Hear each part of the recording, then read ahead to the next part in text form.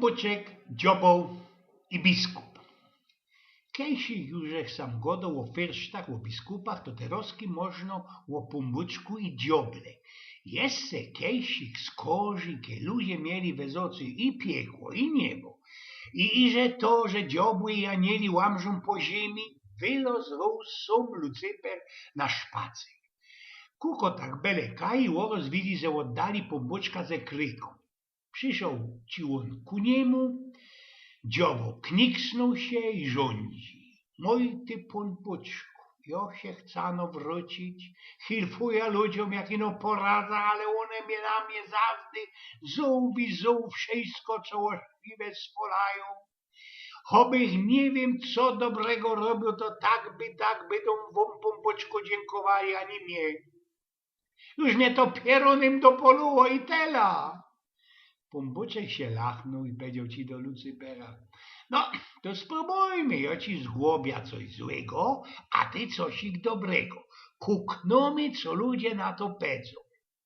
I kiedy tak się rozprawiałem, gdzie sam kole nich baba ze dzieckiem i we gracy dzierży dzbonek, taki kamienianny dzbonek mleka. Pombuczek szkrytnął palcyskiem, ta kanka śleciała na zim, szczaskała się i było po mleku. Baba się łozjargała, łościepała i na podsłaryce: wioski pierońskie, dziobły cyco, niech to wszystko diosi jebną, jakiś igian cyklik mi szłapa podstawił, albo co? W ten czas przyrost dziobą, poślepiał te szkorupy, nalał nas od mleka do tego zbunka, postawił babie na drudze.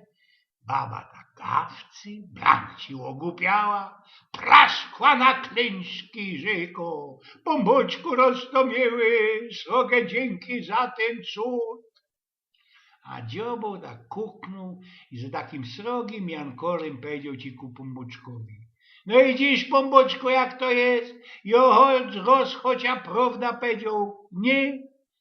No i co by sam nie godać, czy do diosek, czy ktoś inszy żadnemu się nie wygodzi, a już kiejsich, że usłyszał, co te srogie góry, które nam w żywobyciu jest najbardziej prostno ustać, rychtują się zawdy ze najmniejszych dziurek piosku, co powiedział ci był dawno temu jeden mądry Friedrich Hebbel. I tak mieliśmy sam i pombuczka, i dzioła, a teraz raja na biskupa, nie? Biskup taki jeden przykludził się do mojej siedemnastki, do jednej katechetki Anki na katymus i napoczął się tych bajtli pytać. Pierwszego: kto jo jest? Dziecka nic. No toż napoczyno im tu plikować. Obejrzyjcie.